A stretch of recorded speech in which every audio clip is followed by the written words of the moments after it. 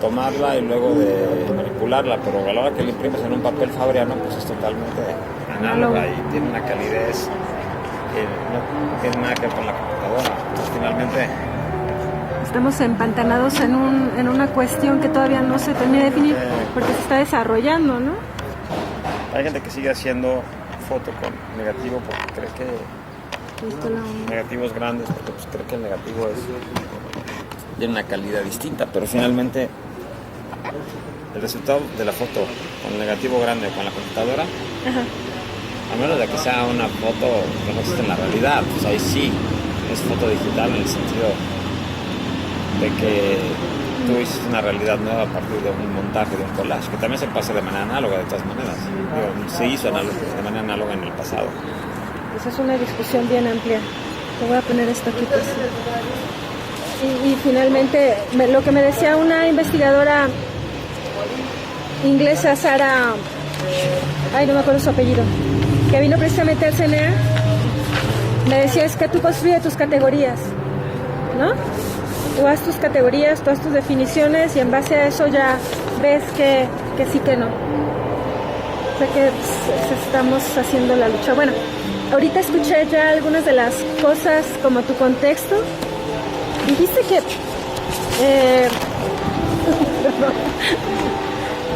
que acabó estas nuevas para registro. Hablando del accidente. Sí, hablando de sí, exactamente. Es que esta cosa está muy pesada como para que... Ahí está, con eso. Es que hay que... ya la bajé. Hay que bajarla ahí, ya. No es que sales como a la mitad. Sube la cama, está no muy abajo, está. Está muy abajo. ¿Ya? Ahí. Ahí, Melito. Hablaste de algunas cosas de tu contexto, que no hay artistas en tu familia, no hay músicos y no, también... Claro que sí, mi madre es fotógrafa, una de las más importantes de México. ¿Su nombre? Graciela Iturbide.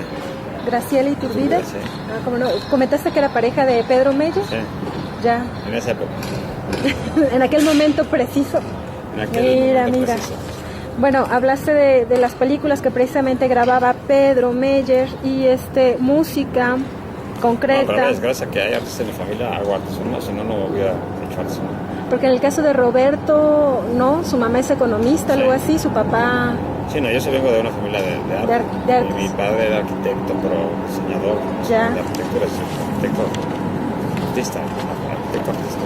Arquitecto artista. Ya. Bueno, eso sería parte de tu contexto. Entonces, ¿cuáles consideras que son tus destrezas intelectuales? Tengo estas apuntadas.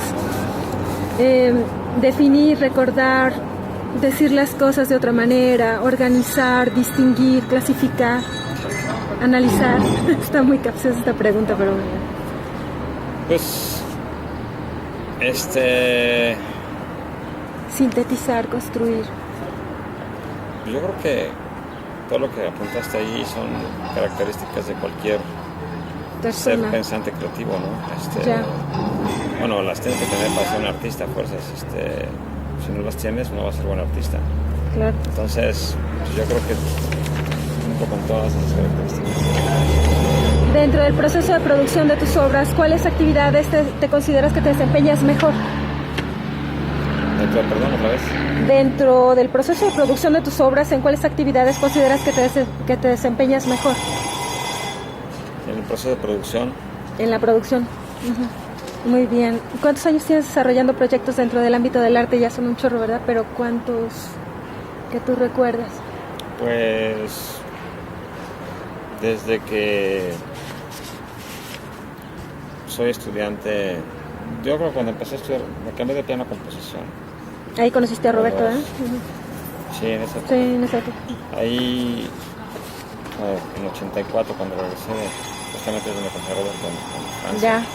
Cuando regresé de Francia, es cuando empiezo a hacer foto y a jugar con cosas sinestésicas y empezar a componer. Entonces yo creo que sí, a partir del 84 hasta ahorita. A la fecha. ¿Podrías mencionar? Son 90, 30. ¿Podrías mencionar algunas características de tu persona que tengan que ver con tu trabajo, que te ayuden? Pues soy muy contemplativo, o sea, concentrado. Es decir, me gusta caer en estados contemplativos. Y De observación. Sí, pero no es observación, es como un estado que es espiritual de contemplación. Entonces, ese estado de contemplación, de concentración es la que te permite ver algo que es arte en la naturaleza. Tal vez sacar una foto y esa foto va a terminar siendo una de tus obras, o un paisaje sonoro, o generar un pedazo de una obra musical, o sea, una idea musical. Sin concentración no hay obra, digamos. Sí, ¿no? pero esa es una concentración especial de contemplativa. Ya. En relación a tus obras, esta de la batería, por ejemplo, y precisamente por eso recordé el año también de la... Frecuentemente toco la batería. Toco la con frecuencia. Exacto, perdón. El año... ¿La consideras que pertenece al arte digital? ¿Y qué elementos tiene que pertenecen a este ámbito? Es que yo, más que lo digital, bueno, la computadora, para no hablar de lo digital, la computadora es un utensilio, es un instrumento, ¿no? Ajá. Y sí, bueno, la computadora es la que genera la complejidad de la estructura, Uh-huh. en cuanto a la forma, pero finalmente podrá haberle mandado ondas sinusoidales con un aparato analógico, ¿me entiendes? Sí. Que genera ondas sinusoidales. El problema es que luego cómo las pones compaginas todas, ¿no? Cómo las colocas en el tiempo ahí, entonces ya. Inevitablemente Tenía que ser digital. No, porque si lo hiciera con cinta, imagínate que fuera cinta analógica, que fueran 7 canales, ya estaría todo fijo, la forma sería predeterminada. Para hacer una obra abierta necesitas los algoritmos, y eso es digital, lo que tú llamas arte digital. ¿Tú diseñaste el algoritmo? Sí, claro. Sí. ¿En qué software o qué características técnicas tiene la pieza? ¿Qué, perdón? El software Max MSP. Max MSP, sí, ya lo he oído nombrar. Entonces, en este software hiciste... Con X, no más, Max. Que son softwares abiertos, justamente. Software libre. Ajá. No es libre. No es libre. No, abiertos en el sentido de que son módulos que tú vas conectando. Es decir, se llama programación de orientación de objetos. Oriented Language. Lenguaje orientado por objetos. Y el otro programa es Super Collider, que está muy de moda ahorita, que es Roberto. Y Pure Data es una derivación de Max. Son esos 3 programas los que usan prácticamente todos los músicos que trabajan, que programan. Sí. ¿La dimensión de la pieza la recuerdas? ¿Dimensión en qué sentido? Medidas. No, pues lo que mide cada tambor, lo que luego hay que distribuirlos en el espacio, entonces imagínate. ¿Aprox? Sí, es... Pues que son datos que no ponen nadie. Y... No, pues es que un tom-tom, el tom-tom tiene que unos... Ajá. 60 metro y medio, centímetros. 60. Ya. No, ¿cuál 60? Son 80 centímetros de alto y un diámetro de 40, 60, 50. De 60 por 80 por 80. Pues el tom-tom, la tarola, tiene... ¿Tom-tom qué es? ¿Es un tambor? Es un tambor de piso. Ya. La tarola tiene 30 centímetros de diámetro por unos 10 de ancho. Ajá. Y el bombo, junto con sus 2 tamborcitos, cubre más o menos una superficie de 1 metro por 1,20 metros, por decirte. Ya, y todo eso acomodado en el espacio. Luego hay 2 platillos, ¿no? Uh-huh. Con sus tripiés. Más tripié. ¿Algún contexto especial en el que se haya desarrollado esta pieza? Digamos, algo que sirvió como fuente para la idea. Sí. Me invitaron a participar en una exposición en Monterrey, en 2007, del Foro Nacional Internacional de las Culturas. Ajá. Y la exposición tenía que ver con la ciencia, con la experimentación científica. Entonces, pues yo desde mucho quería hacer una pieza con platillos. Me interesaba la vibración, explorar qué pasaba con las vibraciones de los platillos, cómo podemos relacionarlos a partir de grabaciones, por ejemplo, cómo resonar platillos. ¿Cómo resonar? Sí, cómo hacerlo resonar. Y encontrar cosas conceptualmente interesantes para que sonaran. Ya. Pero a la hora de que me metí a buscar platillos, vi que las baterías eran muy baratas y decidí hacer una pieza ¿Con batería? con toda la batería, sí. Y más bien, en vez de los platillos, centrarme en los tambores.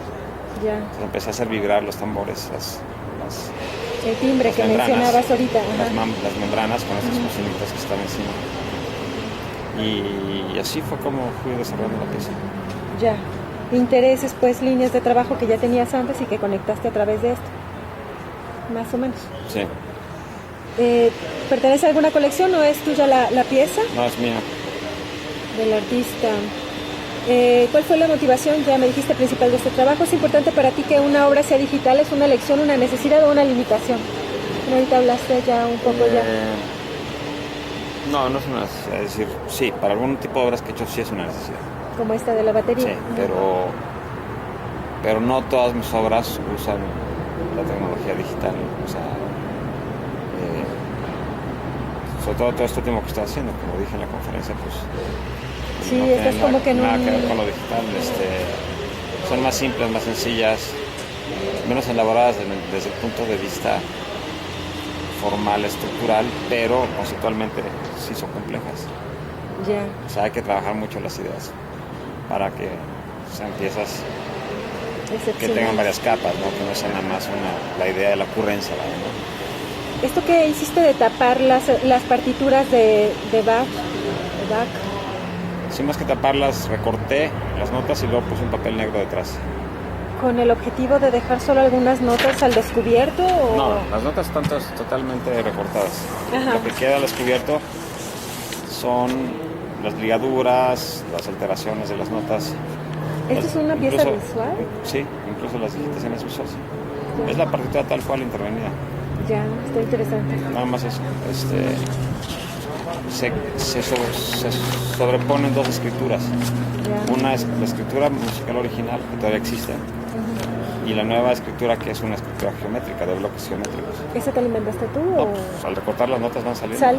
Pues van saliendo. Ya, está padre. Sí, está yo nada muy más padre. recorto. Ajá. Y ahí de pronto sale una forma y otra. Wow.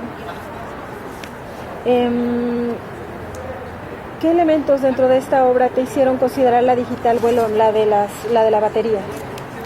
Perdón, otra vez. ¿Qué elementos dentro de esta obra te hacen considerar la digital, la de la batería? Lo único digital es la computadora como generadora de ondas sinusoidales. Ajá. Y que es capaz de guardar los bancos de estas combinaciones de ondas que son las significadas tambor, o sea que tiene ya también como una memoria. Ya. Y luego la capacidad de la computadora de manera azar controlado, decirle que haga sonidos largos entre tanto y tanto, silencios largos entre tanto y tanto, o sea, genera una estructura algorítmica abierta, compleja. Muy bien. Lo demás pues es analógico, ¿no? El tambor, el sonido del tambor, lo que oyes tú, Es analógico. no se oyen casi no se oyen los sinusoidales, lo que se oye es la vibración de la membrana. Sí, ayer estábamos en la Sinfónica y de repente la violinista, una china, estaba tocando el violín, pero no era solamente el ruido de las cuerdas, sino era una especie de ruido que se emitía como en una caja. Sí. Y se me hizo extrañísimo, ¿no? Es como un ruido, un sonido abajo del de las cuerdas, ¿no? Yeah. Es algo así como este... Pues es el sonido, si tú le pegas un tambor, vibra la membrana. Y oyes, si tú puedes prolongar ese sonido, lo puedes grabar y lo vas a hacer un loop. Sí, vas a escuchar repite. Un sonido continuo de un timbre muy interesante, que no nos concentramos nunca sobre eso porque Exacto, se muere el porque sonido es muy rápido. raro, sí. Porque se muere el sonido rápido. Ya. Ahora, aquí al hacer vibrar las membranas con esas combinaciones de ondas sinusoidales se generan tonos que no existen, timbres que no existían en los tambores. O sea, están ahí, pero existen cuando las haces vibrar de esa manera. Pero fue un descubrimiento, entonces son timbres nuevos. Algo muy inusual, pues. Timbres nuevos. ¿Cómo preparas un tema o facilitas la generación de ideas? ¿Cuáles son tus campos de inspiración?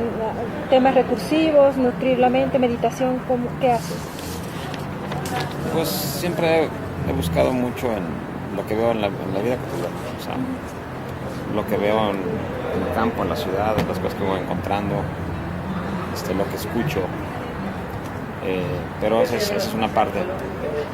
Como la pieza de San Luis, ¿no? Donde salen, me parece que tú con otra persona salen en San Luis, en el Parque Tangamanga, creo, No, y graban los sonidos, ¿no? No, ahí es con pájaros el desierto de San Luis.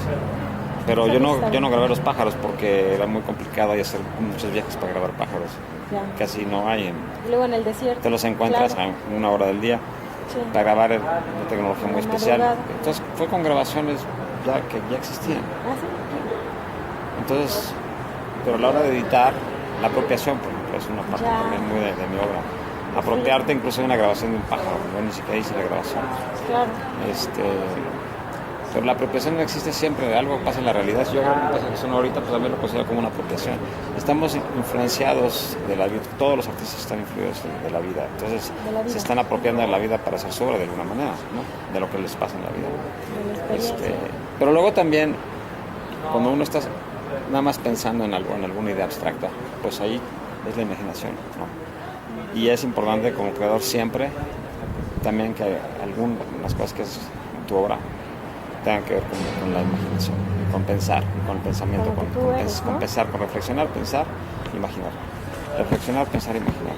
Muy bien. Entonces, estos campos de inspiración mencionabas, perdón, te interrumpí, ¿sería la meditación, la concentración o qué? Sí, cuando te hablé de la concentración tiene que ver con la contemplación, tiene que ver con la meditación de la mente. Es una manera de meditar, contemplar. Muy bien.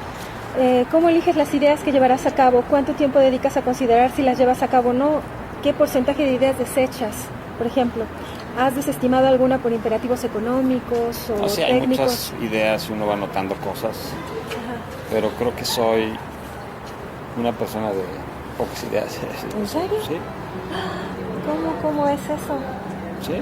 Yo no creo que tenga muchísimas ideas, yo creo que tengo pocas ideas.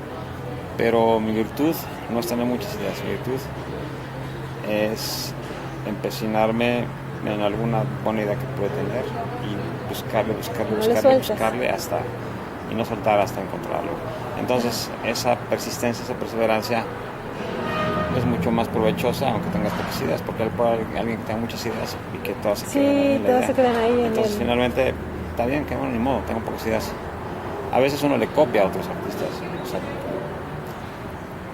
la forma, o sea, como nada más... La forma general, pues. Sí, le copias ideas, pero superficiales, exteriores. Claro. A la hora de hacer una obra, uno tiene que desarrollar, y eso es trabajo, o sea, ya no tiene que ver con ideas, ni con lo que es desarrollar. Tanto a nivel conceptual en el pensamiento como en una obra. Y en el desarrollo va cambiando, todo por supuesto. Todo tiene que ver con pensar, con reflexiones, con pensamiento, todo te puede desarrollar. Durante esta línea que mencionas, durante esta idea, su desarrollo y concreción, ¿pueden surgir ideas alternas dentro de una misma línea? Haz de cuenta, tú tienes una sola idea o dos ideas, la desarrollas y al final tienes una obra. En este inter del desarrollo, ¿puedes tener más ideas aledañas, digamos, como apéndices? Siempre tú puedes tener una idea muy clara según tú de lo que va a hacer. Ajá. Pero siempre en el proceso vas a encontrarte con que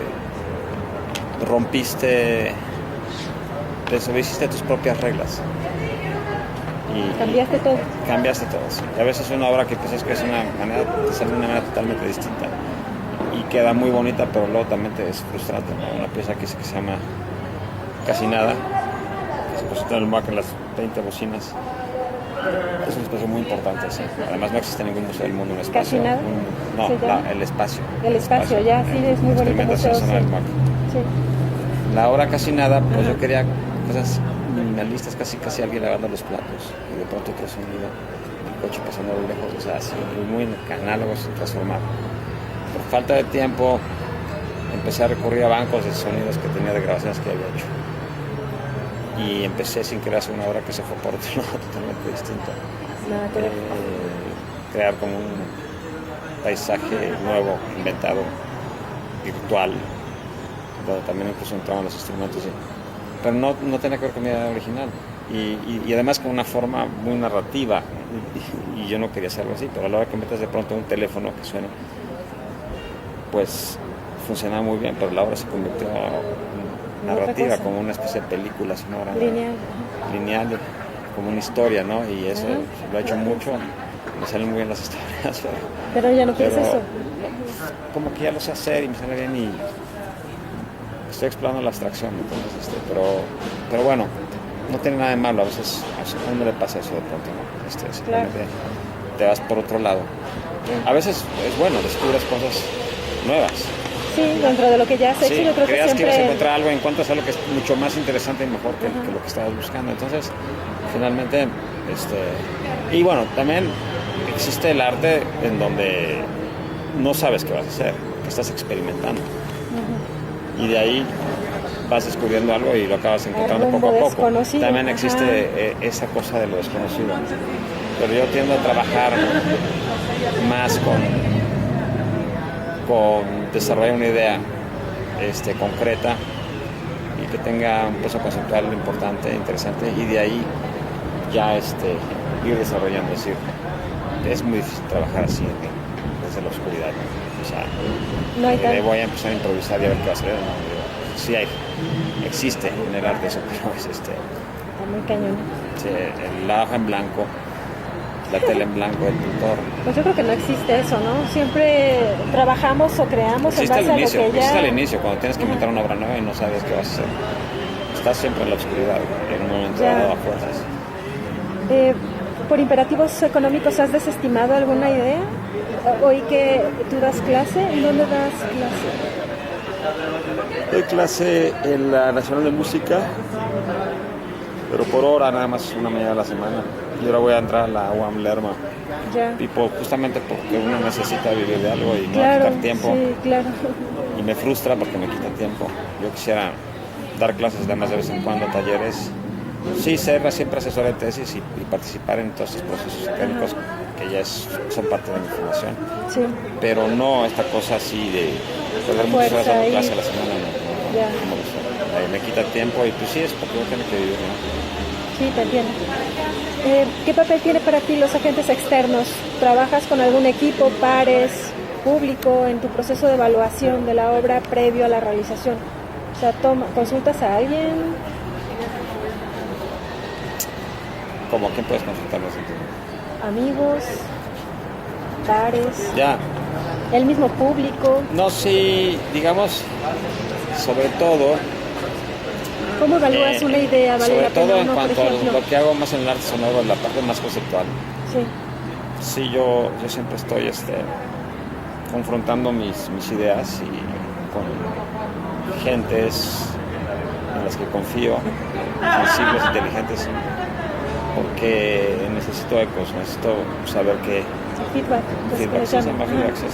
Necesito feedback y para mí es muy importante. O sea, si no hago eso, sobre todo con ese tipo de obras que son muy delicadas, porque puedes acabar con una ocurrencia que además ya alguien la hizo, sí. Y tú no tiene nada malo hacer algo similar, siempre cuando tú encuentres cosas muy distintas de las que hizo el otro artista. Una propuesta nueva, entonces que tenga sí, tu rostro, tu sello, ¿no? Que sea tuya. Sí, que sea tuya, sí. ¿Qué papel, ya nos estuviste hablando algo, pero qué papel juega la razón y cuál el azar en este proceso de creación de tu obra? Bueno, la razón es lo más importante, el pensamiento.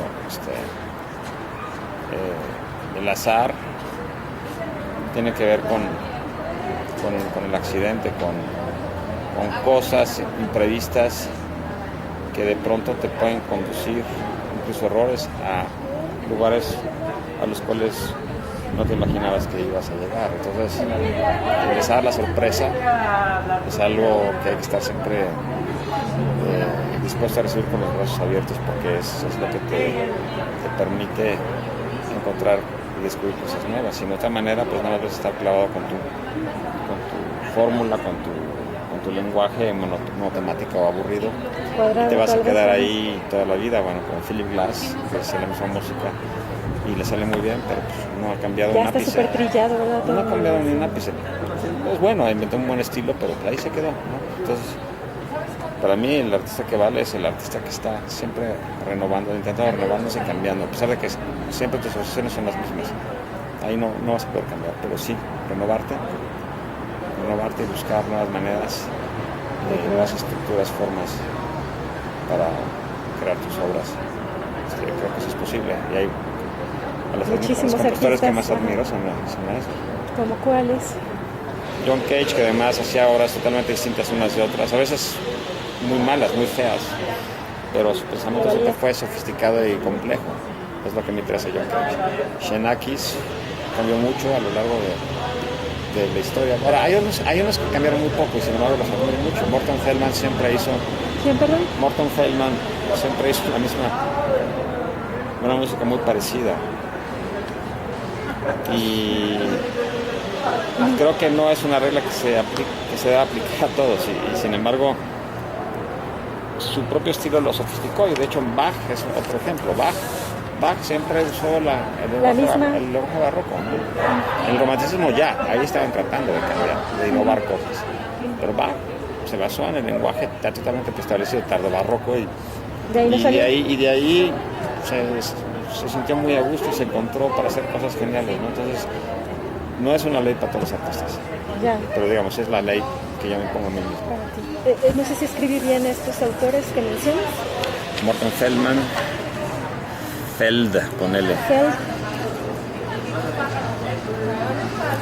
Xenakis es así. Ya. John Cage, pues ese sí no hay problema. ¿Esos serían como tus influencias o gente que respetas dentro del ámbito? No, mis influencias básicamente que más importantes son John Cage, en el plano del pensamiento más que nada, y Xenakis a nivel musical, pero me han influido otros como Feldman o como Ligeti. ¿Quién, perdón? ¿Ligeti? Ligeti. G-E-T-I. Ligeti. Jacinto Chelsea. Es que sí, ya me ha pasado que grabo y a la hora de buscar las referencias, esto es... Gracias. Es en música, pero pues en el arte pues también, obviamente, ¿no? El arte conceptual, no sé si de algún artista en específico, pero Bruce Nauman, por ejemplo.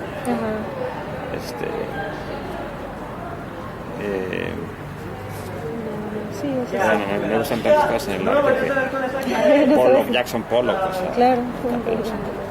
En fin, no tendría en el arte específicamente a un artista específico que es el que más me ha influenciado.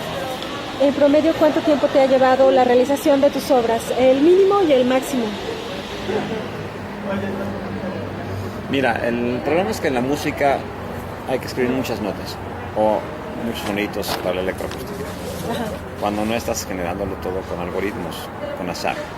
Una vez que haces un algoritmo, te lo puedes volver a usar entonces sería menos tiempo, pero mi manera de trabajar que sí es como realizar todo y poner todo, ya sea sobre ahora se llama cinta, sobre el soporte digital o sobre la partitura, pues un cuarteto de cuerdas por lo menos medio año, o sea, no menos de medio año, ¿no? Medio año. Por ejemplo, un cuarteto, una pieza para 2 instrumentos me podrá tardar un año entero, claro, no trabajando de manera intermitente,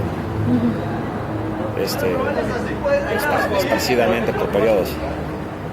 Y por lo menos 3 meses para una pieza electroacústica cualquiera que he hecho. De 3 a 2 años. De 3 meses no, nunca me he tardado 2 años. ¿No? Un año máximo. Un año máximo. Para un proyecto de arte sonoro, a veces mucho menos. En un mes puedo realizarlo. Ya. ¿Controlas todo el proceso de creación o delegas equipos especializados tu parte de trabajo? ¿Trabajas de manera colaborativa o tú solo nada más? No, últimamente en la música siempre solo, pero últimamente en el arte sonoro para hacer instalaciones sí he tenido que asesorarme con gente porque tú no puedes saber, son cosas tan distintas unas de otras, pues tienes que pensar cosas, pues tienes que saber cómo funcionan los perros, los tensores y tienes que acudir a gente. Entonces sí trabajas con más personas. En el arte sonoro, no en las instalaciones. Ya. Pues es todo, Manuel. Está buena. Muchísimas gracias. Si Está bueno. escribes todo, Te lo mando. incluso se podría publicar como una entrevista, porque creo que Claro. interesantes. Ahorita les regalé uno de estos O sea, evidentemente hay que corregirlo, porque uno Claro. habla, Sí. pero si me lo mandas, hasta yo te lo corrijo.